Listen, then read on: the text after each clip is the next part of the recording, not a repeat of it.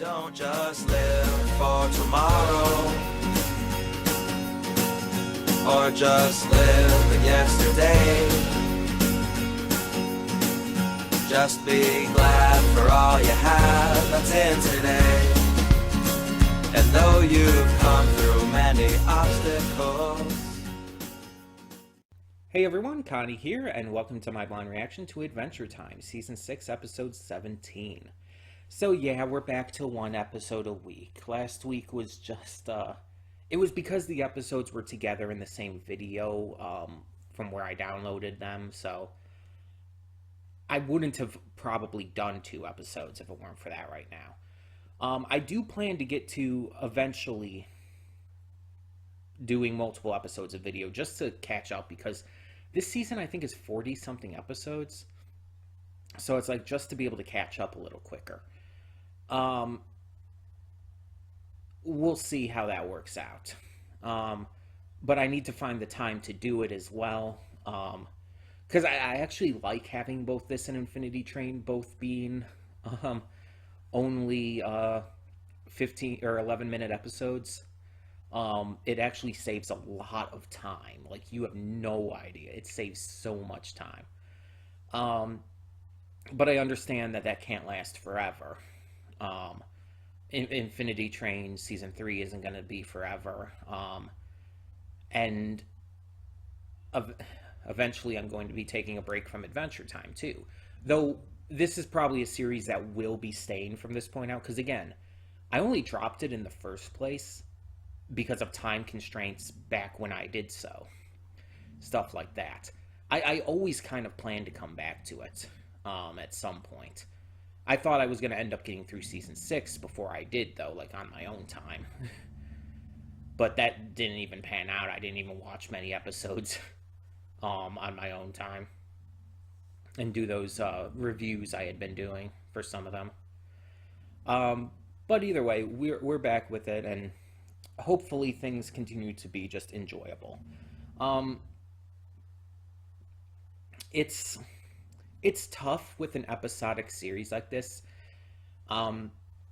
where each episode you just never know who's going to be in it, what's going to happen and everything. And I think the thing that saves it for Adventure Time for me is that the characters and the stories and stuff and the creativity is so memorable that it actually still makes you invested in seeing what's going to happen next.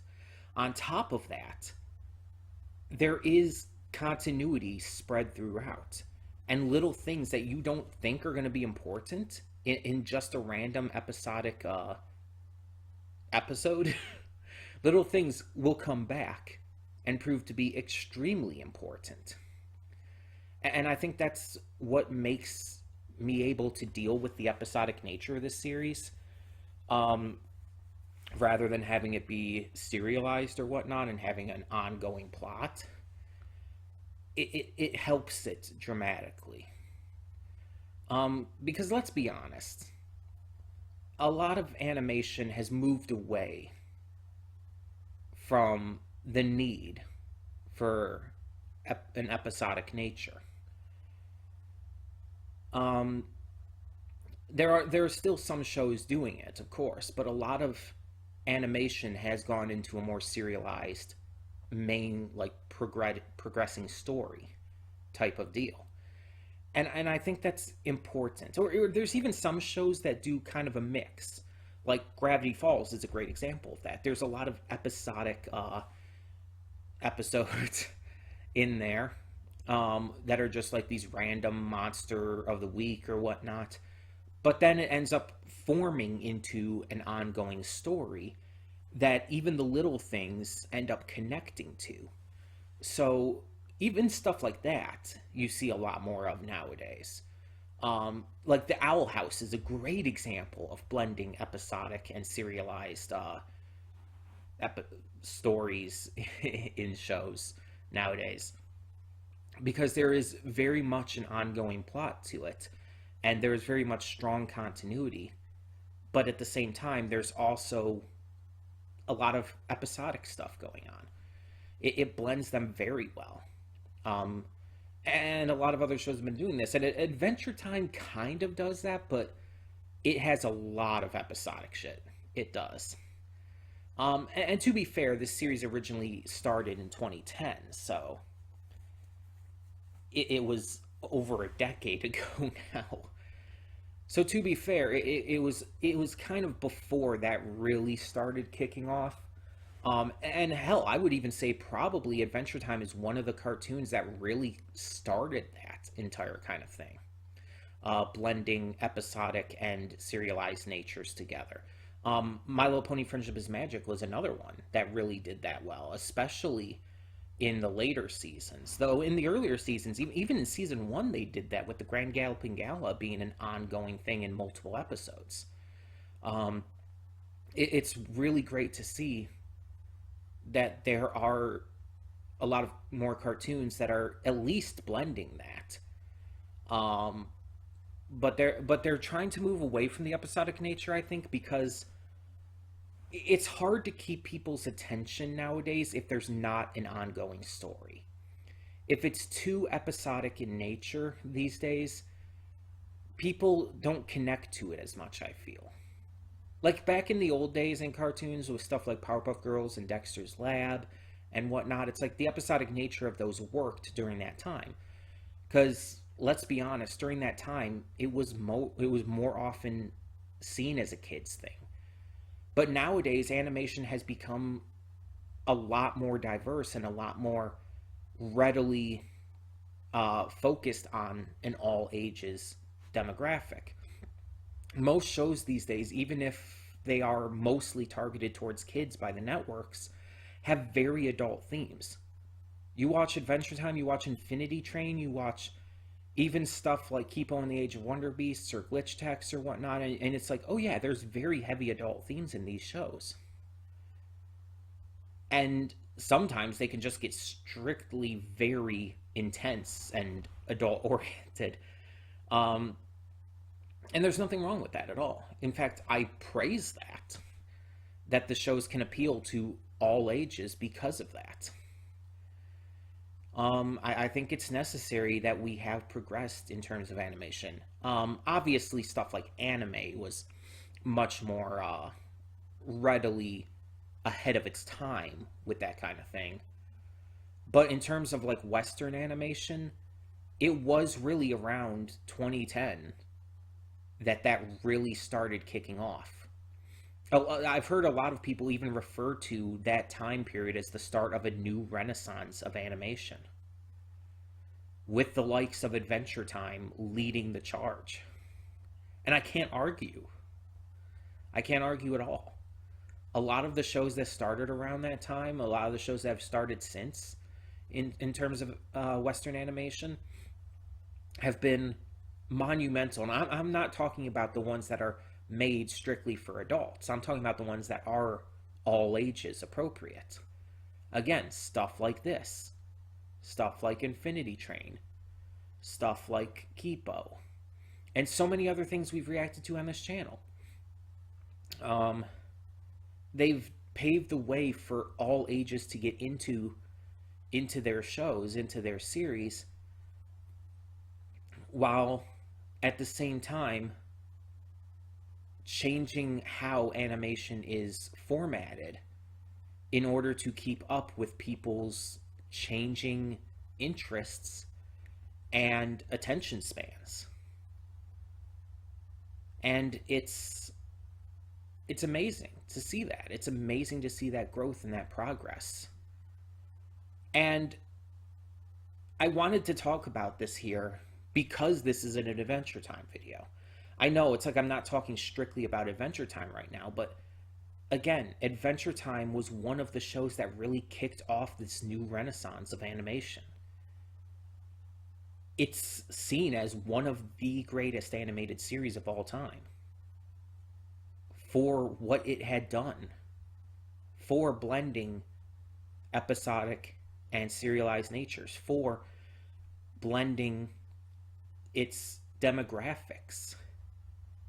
It appeals to literally everyone. There's enough goofy, random, colorful shit for the kids that they're gonna love and they're gonna latch onto, and they're just gonna like, I want to dress up as Finn or Jake or Princess Bubblegum. and they're going to collect the toys and shit. But then there's plenty of stuff for adults too that the kids won't understand. But when the adults see it and everything, it's going to be like, oh, that's awesome. That's cool. That's really mature. And oh my gosh, that's actually kind of terrifying. And it's just, I love that so much. So I wanted to take this time here in the pre-thoughts for this Adventure Time video, just talking about that real quick. Because I feel like it's just so cool to see how a show like this, that can sometimes just be silly, goofy fun, revolutionized animation as we know it. This industry has boomed since the likes of Adventure Time came on the scene. And there's a reason that the debate exists on whether or not you prefer the older generations of cartoons or the current generation. And there's a reason why so many people will stand by the current generation as being better. And myself being one of them. Because while the old stuff was good, the new stuff has just done so much more. Taken so many more risks that have paid off. And progressed this medium into a whole new stratosphere. And it's just too important, the current generation of animation, to see it as anything but better in my eyes. The older generation was entertainment, and it was good entertainment. But this newer generation is important progress for the medium as a whole. And not every show's going to hit. Not every show's going to be a gem like Adventure Time. I mean, not every show back in those days was a hit either. But it's like, that's just the nature of anything, really. Of any kind of entertainment. The fact that there are so many hit shows with such huge fan bases now is something that we never had back in those days. It was much more of a casual thing in the past. And now you have just such a huge surge of passion and fandom for these series that it's insane. It's absolutely insane in the best possible way. So I just wanted to take a moment to talk about this because of how important this show in particular is.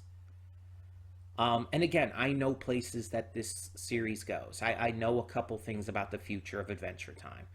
It's impossible to have not, with having taken such a long period of time off. Hell, there were things I knew about it before I ever even started watching Adventure Time, if I'm being honest.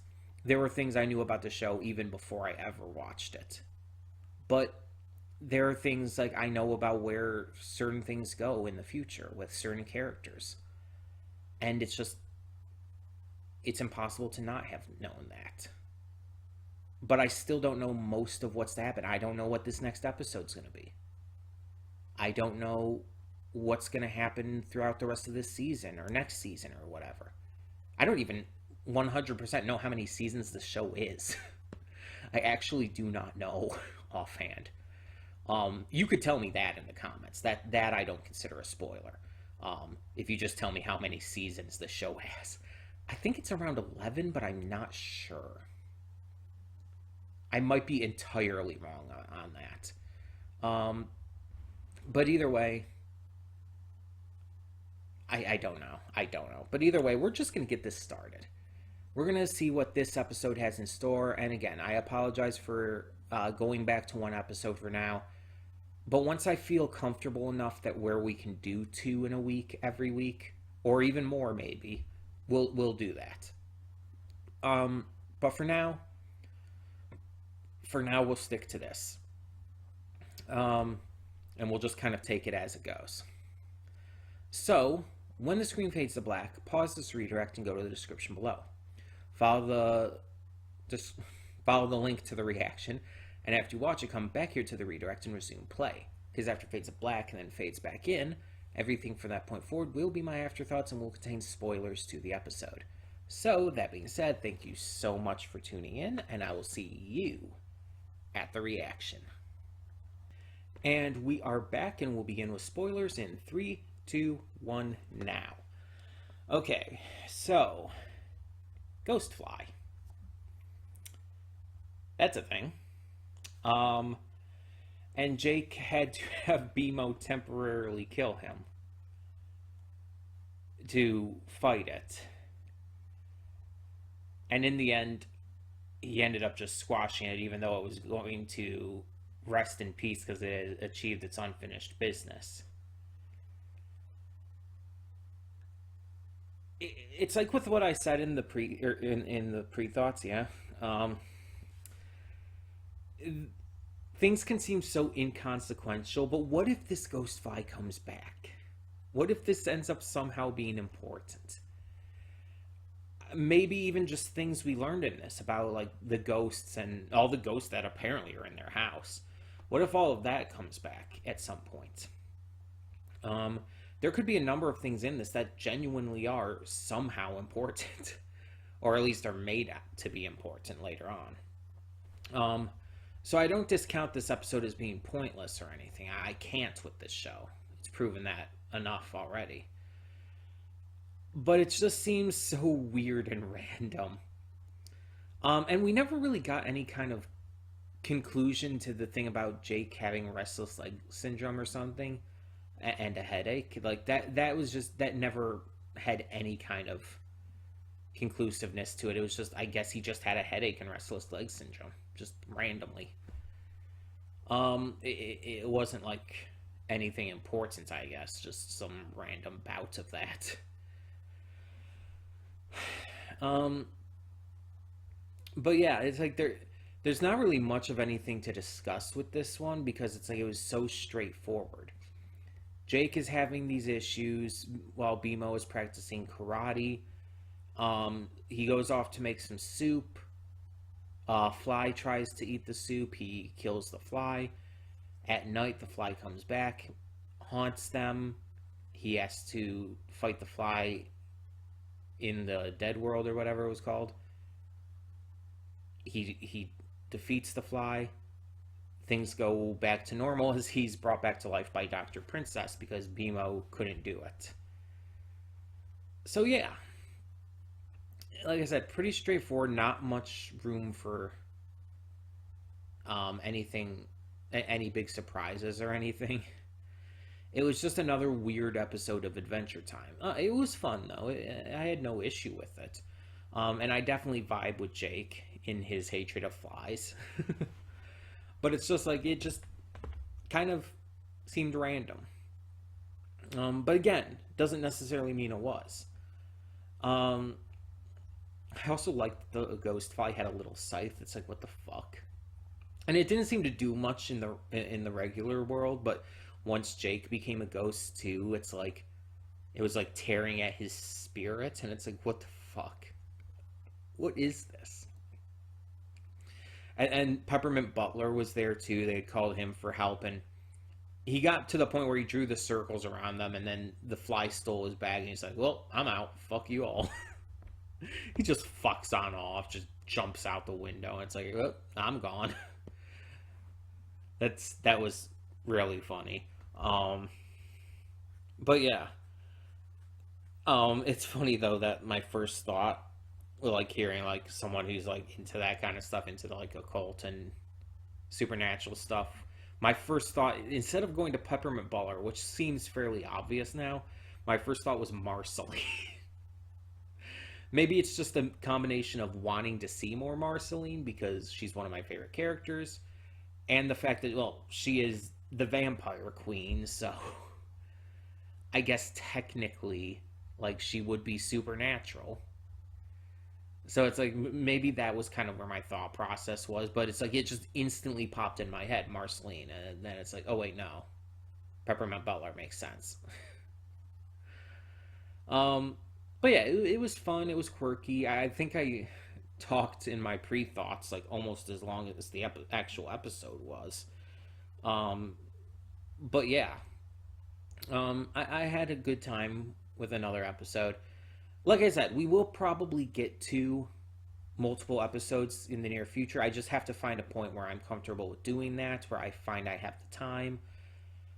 Maybe it'll be some point in the future weeks. It might not be until after December. I don't know. There's going to be a lot of factors that are going to tie into that. We'll have to see. In the meantime, though, thank you so much for tuning in. Tell me your thoughts on this episode down below, and thank you so much for continuing to support the channel and checking out these videos. Yeah, I really appreciate it. For now, I'm Connie, and I'm signing off. See y'all next time.